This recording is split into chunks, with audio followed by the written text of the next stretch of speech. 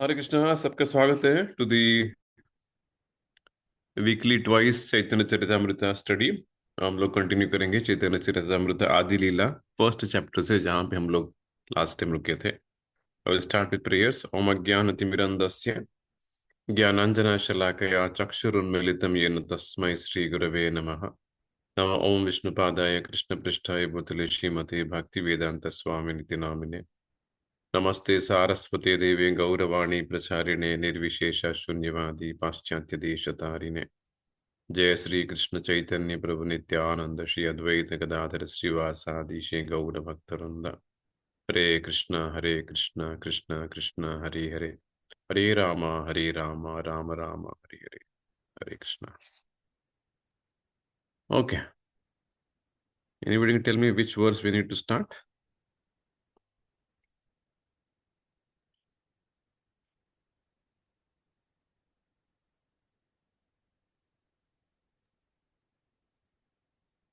Hare Krishna Guruji. I Yes, think Roj. we had gone last in the last class we discussed about the cosmic expansion of the Nityananda Prabhu, and hmm, I think we had completed till 11th verse of Adi Leela. ठीक है। तो नित्यानंद प्रभु basically detail में चर्चा हुआ, फिर basically revision ही हुआ, correct ना? उसका पहले क्लास भी किए थे, लेकिन अभी डिटेल में फिर से हमने we saw who Nityananda Prabhu is, who three Vishnu सार, who Sheshnag is and all this. ठीक है, चलेगा। Okay, I will share verse number 12। 12 से हम कंटिन्यू करेंगे।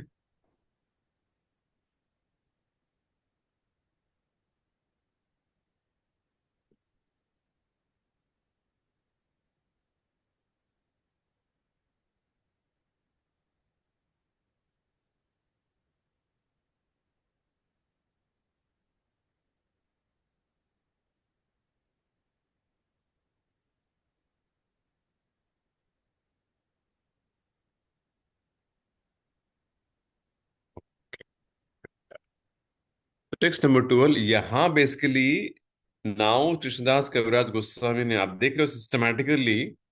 अच्छा बताइए, अभी तक किन किन का उन्होंने ब्रीफली एक समरी दिया है? किन पर्सनालिटीज को उन्होंने समरी दिया है? Kshitij bro, whom did you speak till now about?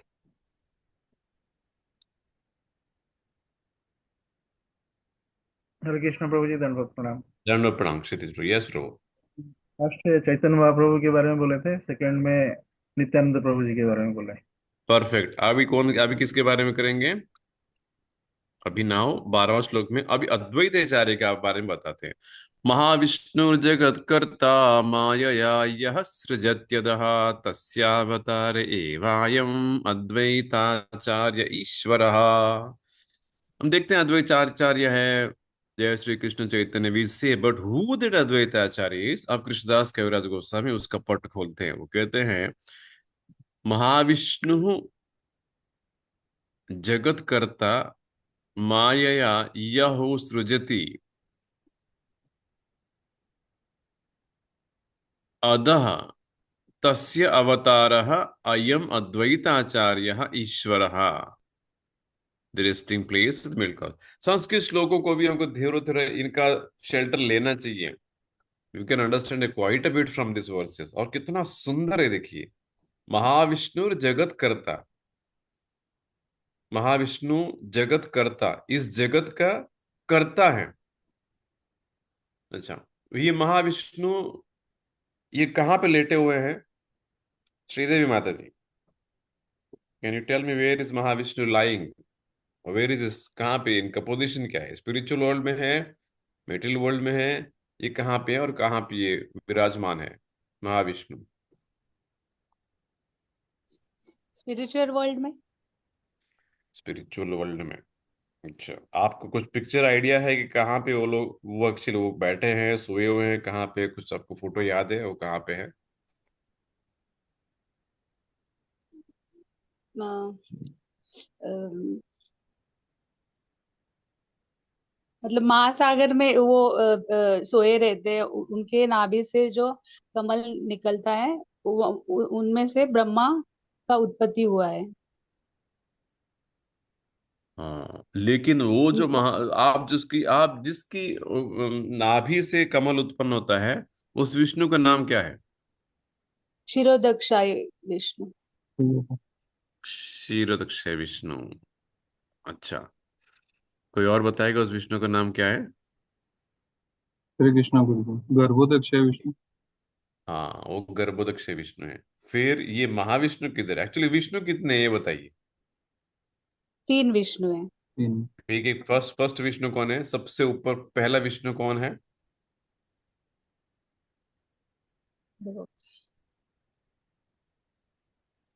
कर्णोदक्षय Vishnu. कारणोदक्षय Vishnu, या फिर उनका दूसरा नाम क्या है? He is also known as, Mahavishnu बोलेंगे। Yes, he is also known as Mahavishnu. There should be no confusion कि अरे महाविष्णु और कारणोदक्षय विष्णु कौन है? They are the one and the same. And उसके बाद उस महाविष्णु की रोम से एक एक ब्रह्मांड उत्पन्न होता है। उस ब्रह्मांड के अंदर फिर वो महाविष्णु एक्सपैंड होके जाते हैं किस विष्णु के रूप में? गर्भोदक्षय विष्णु। गर्भोदक्ष के विष्णु के रूप में। और उस ब्रह्मांड के अंदर गर्भोदक्ष के रूप में गर्भोदक्ष विष्णु चले जाते हैं, और फिर वो एक्सपांड करते हैं अपने आप को किस विष्णु के रूप में? क्षीरोदक्षय विष्णु। क्षीरोदक्ष विष्णु के रूप में। इस तरह से तीन विष्णु हैं, विष्णु त्रीणी रूपानी। श्रील भक्ति सिद्धांत सरस्वती ठाकुर कहते हैं ये तीन विष्णु ही पूरा मेटल क्रिएशन चलाते हैं। मेटल क्रिएशन का कंप्लीट इंचार्ज है ये तीन विष्णु, महाविष्णु, गर्भोदक्ष विष्णु एंड क्षीरोदक्ष विष्णु। एंड श्रील भक्ति सिद्धांत सरस्वती ठाकुर ये भी कहते हैं अगर कोई इन तीन विष्णु को ठीक से समझ लिया, वो कहते हैं he can basically go back to the spiritual world. इन तीनों विष्णु को ठीक से होकर समझ गया। आप देखिए पिक्चर आपके सामने है।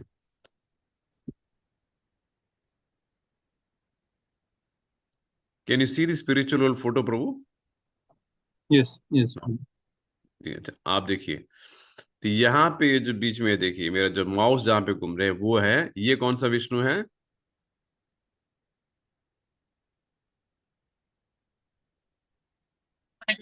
महाविष्णु। यस, महाविष्णु। कारणोदक्षय विष्णु। जो कर्णोदक्षय। कारणदक्ष विष्णु में कहते हैं, महाविष्णु में कहते हैं कारण जल के अंदर, कारण समुद्र के अंदर वो महाविष्णु लेटे हुए हैं। उस समुद्र में ही इतने सारे ब्रह्मांड वो रिलीज करते हैं। वो सारे ब्रह्मांड नीचे शेष, अनंत शेष जिनको कहते हैं, उनके सिर पर वो धारण करते हैं। अब ये महाविष्णु जो है, चैतन्य कृष्णदास कविराज गोस्वामी कहते हैं अद्वैत आचार्य का डिटेल देखिए कितना, महाविष्णु जगत करता। इस verse so nice and so satisfying. Mahavishnu कौन है? जगत कर्ता। इस पूरा ब्रह्मांड मेटेरियल वर्ल्ड का क्रिएटर, जगत कर्ता है, जो creator of the cosmic world. And उसके बाद मायया यह सृजति अदहा, यह सृजति अदहा। ठीक है, इस कॉस मेटेरियल, पूरा मेटेरियल वर्ल्ड को ये क्रिएट करते हैं। किसके माध्यम से? मायया, थ्रू द इल्यूजरी एनर्जी। माया के माध्यम से, दुर्गा के माध्यम से ये क्रिएट करते हैं। किसी को याद है ये माया और शिव जी का क्या है, एंड हाउ ये Maya, how what exactly is function? In one detail class Shivaratri, शायद शिवरात्रि के या यस यस गुरु जी, शिवरात्रि के दिन आपने शिवरात्रि के बताया। टाइम में डिस्कस किया था ना? यस। ठीक है, if you have that photo somewhere you can share it, because clarify, बार बार ये चीजें जब क्लैरिफाई होता है ये चीज समझ में आती है। I think we have it in photo somewhere on the site. Let me see. क्योंकि ऐसा क्यों कह रहे हैं?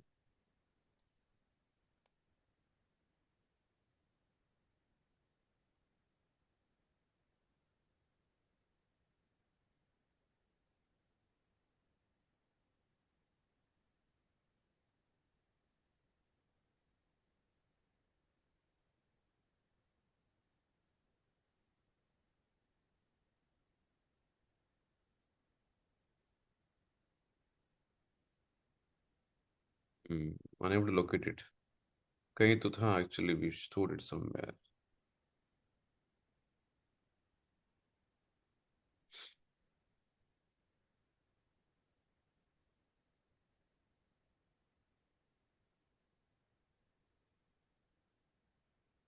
ठीक है, मैं आपको वापस लोकेट करके भेजता हूँ।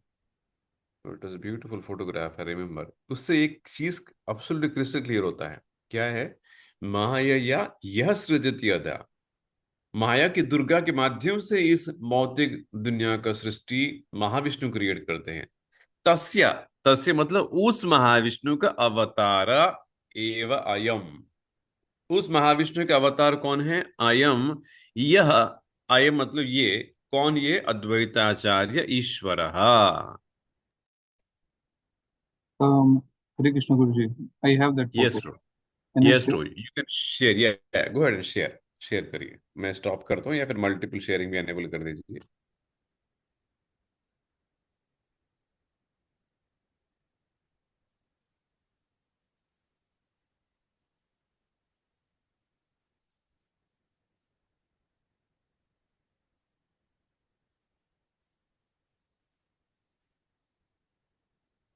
हम्म।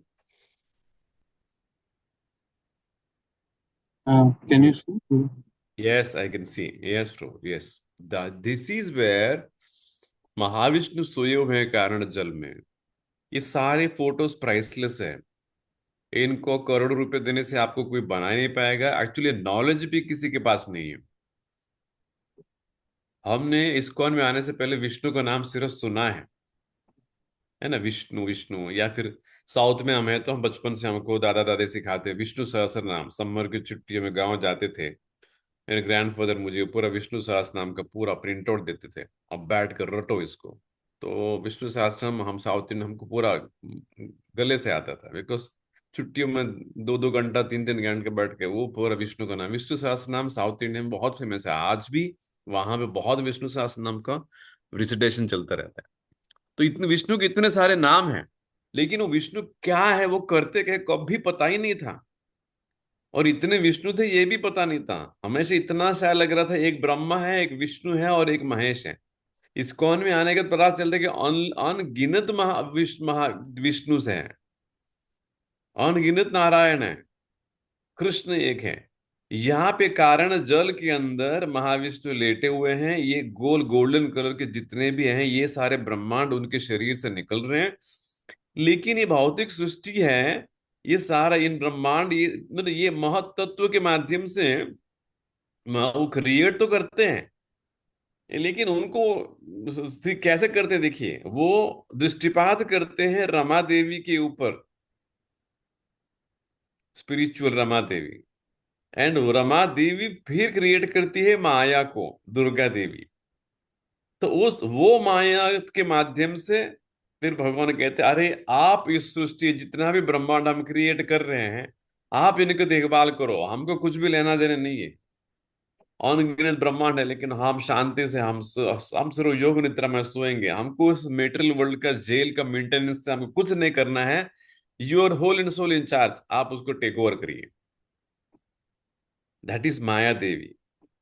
बट देन ही रियलाइजेस, अरे ठीक है, लेकिन मेरा इन्वॉल्वमेंट भी जरूरी है, कि अल्टीमेटली जितने भी ब्रह्मांड में जितने भी जीव आएंगे अंततः मेरे ही ये संतान हैं, मेरे बच्चे हैं। मैं खुद नहीं जाऊंगा तो इस समझ में नहीं पाएंगे मेरे प्रति आकर्षित कैसे होंगे। मैं नहीं जाऊंगा तो आकर्षित कैसे होंगे। तो भगवान कहते मुझे टच तो करना पड़ेगा इस मेटेरियल वर्ल्ड, मेटेरियल क्रिएशन को। So through, and then what he does for touching, then he becomes Shambhu, and you can see Shambhu के माध्यम से विष्णु अपने आप को शंभु के रूप में एक्सपांड करते हैं। वो शंभु फिर दुर्गा माया से कंबाइन होके then he touches, that is indirectly Vishnu stays in touch with the material world through Shambhu, through Shiva, in one way, in that way। Shambhu और विष्णु में ज्यादा अंतर नहीं है। विष्णु expands as शंभु और Shiva, and through them then Shambhu and touches material world। Shambhu and his wife Maya, ये दोनों touch करते हैं तो इनडायरेक्टली।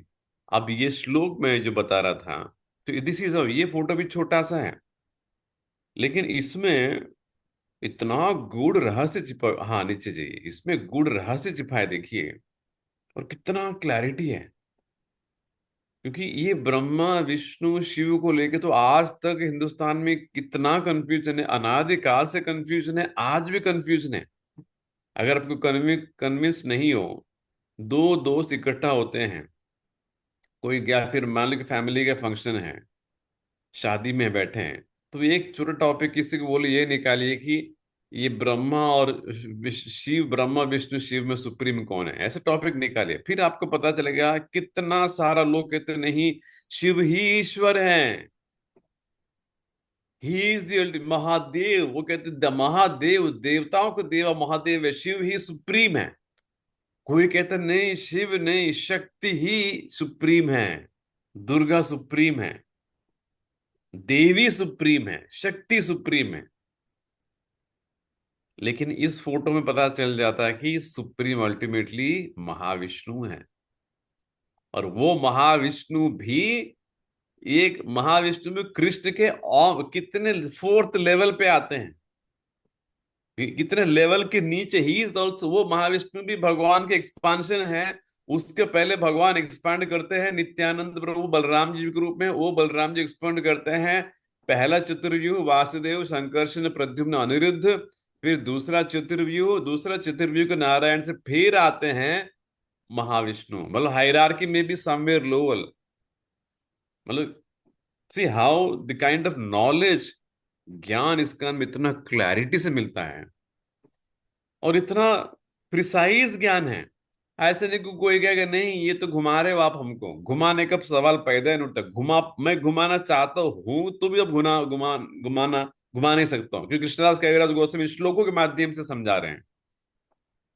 तो यहाँ पे देखिए, पहले उन्होंने दुर्गा का तो भौतिक दुनिया को क्रिएट किया माया के रूप में, और वो भी डायरेक्टली कहते नहीं हम नहीं कि माया को क्रिएट करेंगे, वो रमा देवी लक्ष्मी को कहते आप क्रिएट करो। मतलब जरा सोचिए, भौतिक दुनिया को भगवान कहते हैं हमको कुछ लेना देना ही नहीं है, आप लोग कर लीजिए। लाइक परम नरेंद्र मोदी को बोलेंगे बैठिए आप, हम पूरा पूरा पूना में 10 जेल और हम खड़ा करना चाहते हैं, उसका पूरा लंबा सा हम प्लानिंग बताएंगे, डिजाइन बताएंगे, तो मोदी क्या कह रहे, हमको इन्वॉल्व मत करो, आप लोग देख लीजिए। जेल में कितना इन्वॉल्वमेंट करेगा मोदी जी। इसलिए महाविष्णु कहते हमको लेना देना कुछ नहीं भाई, आप कर लीजिए। और दुर्गा का भी क्रिएशन खुद नहीं करते हैं, वो through Maya, through Rama Devi who spiritual. मतलब अंत तो भगवान स्पिरिचुअली टच होना चाहते हैं, वो दुर्गा देवी को टच भी नहीं करना चाहते डायरेक्टली। लेकिन बाद में रियलाइज करते हैं अरे नहीं हमको उतरना तो पड़ेगा, तो शंकर के माध्यम से is in direct touch with the Lord. Of course, in one way, this is one way of understanding who Shiva is. At the same time, the same Lord, he knows कि मैं नहीं जाऊंगा तो कुछ काम नहीं होगा। तो वही परमात्मा के रूप से, परमात्मा के रूप में तो सब जगह विराजमान है। He is in touch with this world. But indirectly, the position of Lord Shiva and Durga is they are in charge of this material world, and that Shiva is none other than basically Vishnu expands. ठीक है? Okay, you can stop. तो ये I will go back to where the verse I was sharing.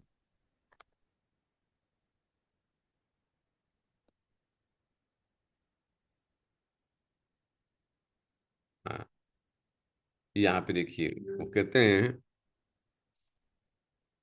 Mahavishnu जगत कर्ता माया यह सृजति अधहा। देखा, ये छोटा सा लाइन है, माया सृजति अधहा। वो छोटे से लाइन को लेके दो फोटोग्राफ में मैंने डिटेल में चर्चा किया है, सो दैट कि अभी ये लाइन आपके लिए पूरा वो लाइव हो गया, कंप्लीट क्लियर हो गया कि यहाँ पे क्या माया सृजति अधहा मतलब क्या है।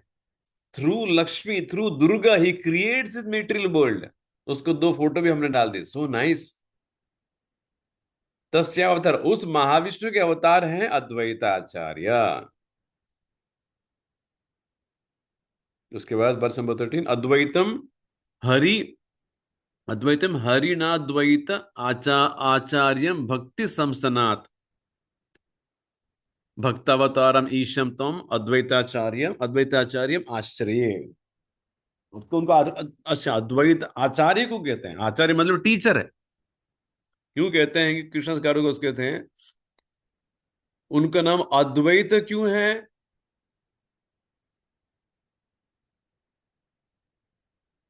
हरि न अद्वैतात। इन श्लोकों को भी पढ़ने से बहुत आनंद आएगा, इन संस्कृत शब्दों को पकड़ने से भी you will get so much pleasure. एक एक शब्द हमारे लिए इंपॉर्टेंट है। ये वो लैंग्वेज है जिसमें कृष्णदास कविराज गोस्वामी ने लिखा है। इन शब्दों में अंदर जाएंगे तो ही ultimately will get so much happiness. ये नहीं सोचना चाहिए अरे संस्कृत है छोड़ देंगे, क्यों? अब देखिए इसमें कितना, हम ही नहीं थोड़ा संस्कृत में कंफर्टेबल रहेंगे तो वो कौन से देश वाले बोलेंगे फिर? यहाँ पे देखिए, हरि ना अद्वैता। हरि से, हरि मतलब विष्णु कृष्ण से, हरि, हरि ना अद्वैतात। द्वैत मतलब अलग, अद्वैत हरि से अलग नहीं है। हरि न अद्वैतात अद्वैतम। ये जो अद्वैताचार्य है, जिनका नाम अद्वैताचार्य है, उनका नाम क्यों पड़ा? क्योंकि ये हरि से अद्वैत नहीं है, हरि से अलग नहीं है, इसलिए उनका नाम पड़ा अद्वैता। अच्छा, आचार्य क्यों उसको कहते हैं? भक्ति शमसनाथ। ये भक्ति के प्रोपगेशन इन्होंने किया है। अद्वैताचार्य जब आए थे पंचतत्व के रूप में, किसका उन्होंने प्रोपगेशन किया है? भक्ति मूवमेंट का। इसलिए उनको कहते हैं भक्ति सिखाया, तो उनको एक और वर्ड ऐड कर दिया, आचार्य। इसलिए हो गए, इसलिए हो गए अद्वैता। उसके बाद भक्तावतारम ईशम तम अद्वैताचार्य आश्चर्य। और ये क्या है? He is also an incarnation of the lord's devotee. भक्त अवतारम, भक्त के रूप में उन्होंने अवतार लिया है, इसलिए भक्तावतारम उस अद्वैत आचार्य का मैं आश्रय लेता हूं। तो यहाँ पे ये अद्वैत आचार्य का क्लैरिफिकेशन हो गया। और एक श्लोक में फिर पंचतत्वात्मकम कृष्णम भक्त रूप स्वरूपकम भक्तावतारम भक्ताख्यम नमामि भक्त शक्तिकम। सारे पंचतत्व को मिला के एक श्लोक में कृष्णदास कविराज गोस्वामी फिर से उनको याद करते हैं। उसके बाद 15वां श्लोक से ये तीन वृंदावन के तीन इष्ट देवों को याद करते हैं। The main deities of Shri Vrindavan Dham, Radha Madan Mohan, Radha Govind Dev, Radha Gopinath. और इनको क्यों याद करते हैं ये भी बताया, क्योंकि कृष्णदास कविराज गोस्वामी ने वृंदावन में बैठ के चैतन्य चरितमृत लिखा है। वहां पे सबसे प्रिंसिपल डीटीज है वृंदावन तीन हैं। अब उनको भी वो प्रणाम करते हैं। वो कहते हैं जयताम सुरतो पंगोर मम मंद मतेर गति मत सर्वस्व पदाम भोजो Radha Madan मोहनो। Glory to all merciful Radha and Madan Mohan. I am lame and ill advised, yet they are my directors and their lotus feet are everything to me. उसके बाद दूसरे श्लोक में दिव्याज वृंदारण्य कल्प द्रुमदाह श्रीमद रत्नागर सिंहासनस्थो श्रीमद राधा शील गोविंद देवो प्रेष्ठालिभिः सेव्यमानो स्मरामि। वो कहते हैं उसके बाद in temple of Jules in Vrindavan underneath the desire tree Shri Shri Radha Govind served bye there most confidential associates sit upon an effulgent throne.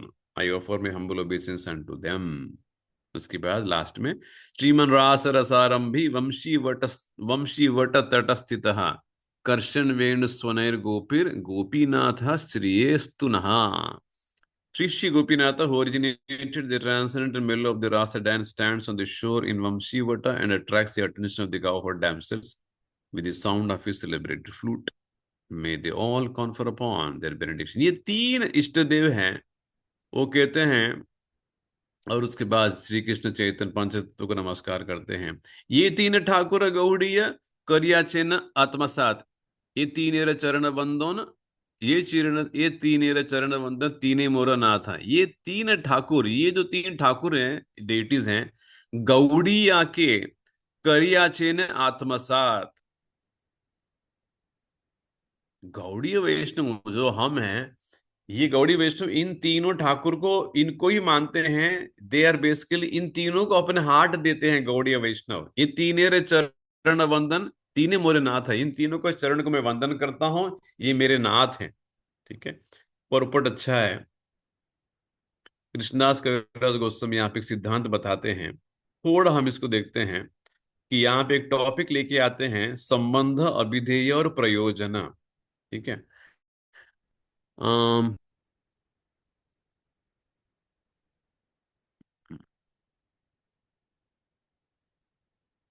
हम्म,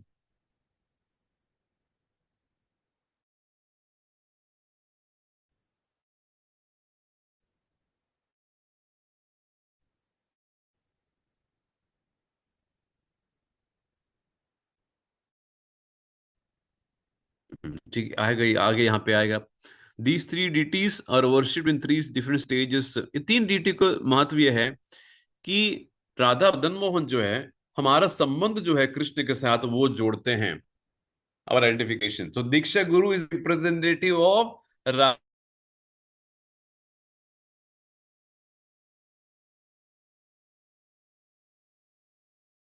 हमारा भगवान के साथ संबंध जोड़ते हैं।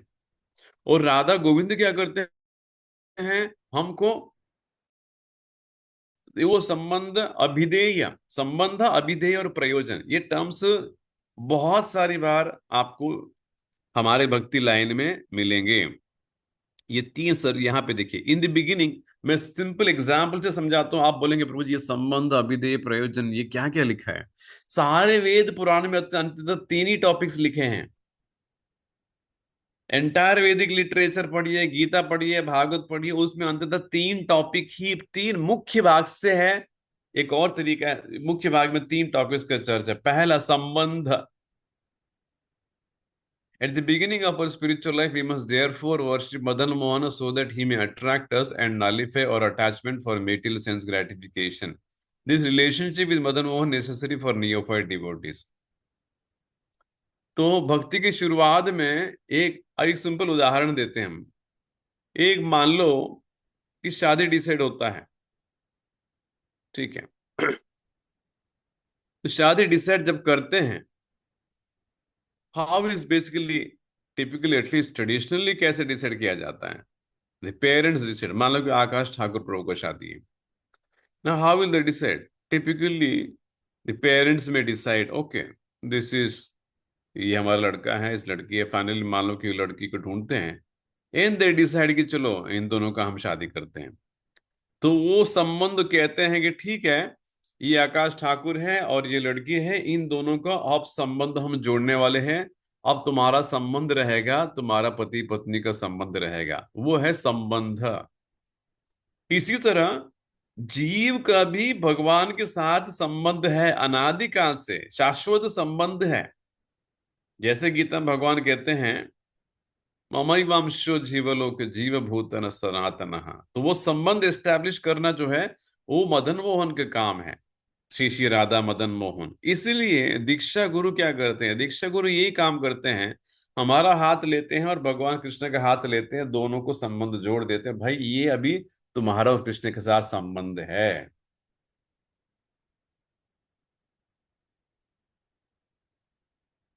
और वो संबंध विश्व उसमें क्या होता है, देखिए प्रभुपाद जी कहते हैं and then Madan Mohan will nullify our attachment for material sense gratification.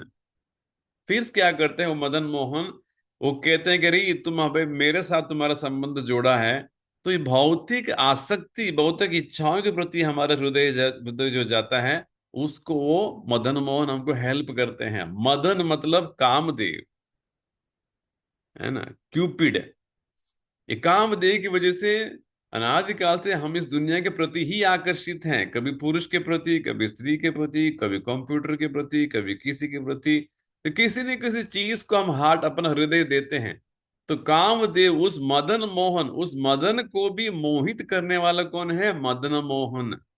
वो मदन मोहन फिर हमारे हृदय में जितने काम वासनाएं, इसको भगवान नष्ट करते हैं। तो ये हो गया संबंध।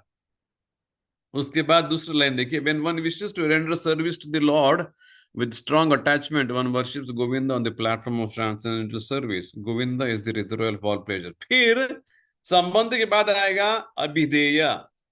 अभिधेय मतलब आप सेवा करना जरूरी है।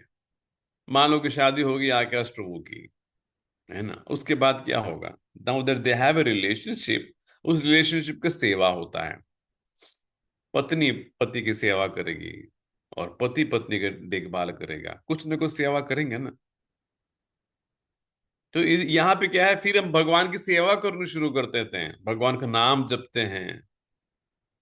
यहाँ से बहुत सारे भक्त हैं जिनके घर में डीटीज हैं, है ना, बाल गोपाल है या फिर गौर निताय है, तो उन बीटी को भोग लगाना शुरू करते हैं, उनको नहलाते हैं, उनको ड्रेसिंग करते हैं, उनको फेस्टिवल मनाते हैं। ऐसे ही गीता भागवत पाठ पढ़ते हैं, भगवान के बारे में सुनते हैं, श्रवणम कीर्तन, ये सारे फिर एक्टिविटीज एक पत्नी होती है, पति की सेवा कैसे करेगी? उनके लिए, उस पति के लिए खाना बनाएगी, तो घर जो है साफ सुथरा रखेगी, उनके कपड़े धोएगी, घर को नीट एंड क्लीन रखना, अपने आप को नीट एंड क्लीन रखना, और उसके हस्बैंड के पेरेंट्स का टेक केयर करना। इस तरीके से कुछ न कुछ सेवा, और पति भी उसकी सेवा करता है, उसको जो भी चीज लगते हैं देते देते हैं। न कुछ पहनने के लगते हैं, गहने लगते हैं, उसको घर में कुछ चीज चाहिए, वॉशिंग मशीन चाहिए, तो इस तरह दोनों सेवा करते हैं। उसका फल क्या है? संबंध हो गया, अभिधेय हो गया, प्रयोजन। प्रयोजन मतलब क्या है? रिजल्ट क्या है? रिजल्ट क्या है? जैसे पति पत्नी के रिलेशनशिप में प्रभुपाद जी कहते हैं रिजल्ट क्या है? एक संतान हो सकता है 9 महीने के बाद और 2-3 साल के बाद। फाइनली दे विल डिसाइड कि हम एक संतान को इस दुनिया में लेके आएंगे, फिर एक संतान उत्पन्न होता है। तो इस भौतिक, जिस तरह से भक्ति में क्या है, हम भगवान की सेवा करते हैं तो हमको फल क्या मिलेगा? हमको भगवत प्रेम मिलेगा। उस जो संबंध हमारा जो था वो पूर्ण तरीके से एस्टेब्लिश होगा, भगवान के प्रति प्रेम होगा, और वापस हम भगवत धाम चला जाएंगे। वो जो प्रयोजन के डीटी है वो है श्री श्री राधा गोपीनाथ। तो इस तरह के संबंध, अभिधेय, प्रयोजन, ये 3 डेटी मुख्य हैं। ये सारा वैदिक साहित्य में यही चीज है।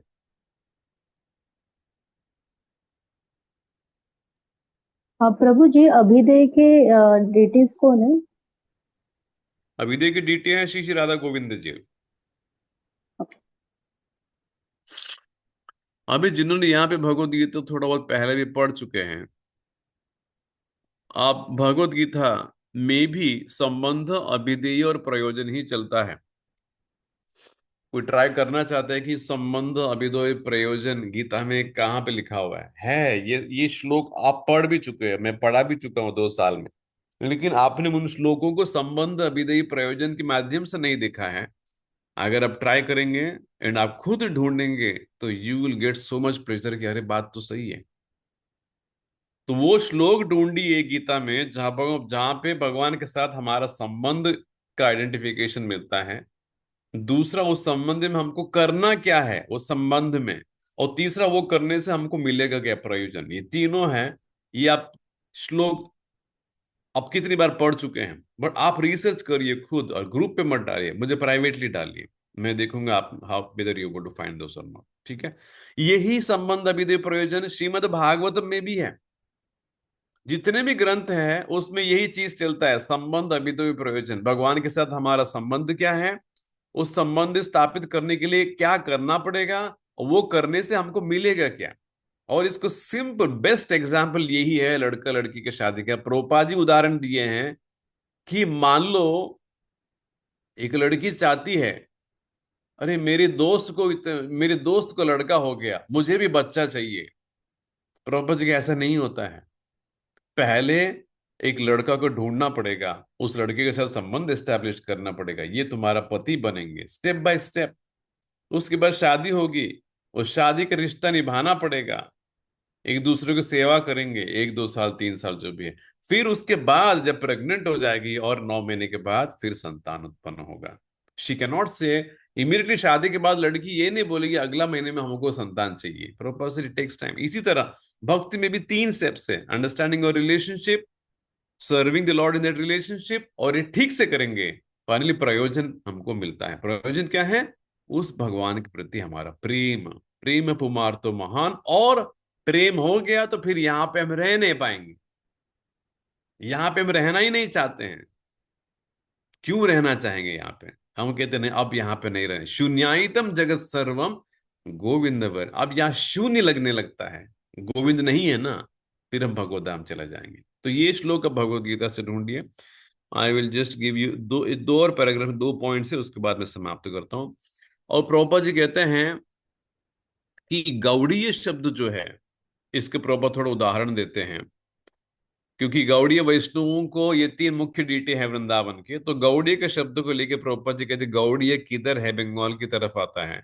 और उसको प्रभुपाद जी कहते हैं उड़िया किधर है, उड़िया और बंगाल। गौड़ीय डिवोटीज को गौड़ीय और बंगाली डिवोटीज को उड़िया कहते हैं। द्रविड़ मतलब ये साउथ इंडियन है। प्रभुपाद जी सुंदर पॉइंट देते हैं, और प्रभुपाद जी के प्रभुपाद हम परफेक्टली पढ़ेंगे ना, आप इतना परफेक्ट प्रीचर बन सकते हैं। अब प्रभुपाद जी की देखिए यहाँ पे कहते हैं 4 संप्रदाय हैं। कोई बताएगा 4 संप्रदाय कौन कौन से हैं? ब्रह्म संप्रदाय, रुद्र संप्रदाय, कुमार संप्रदाय।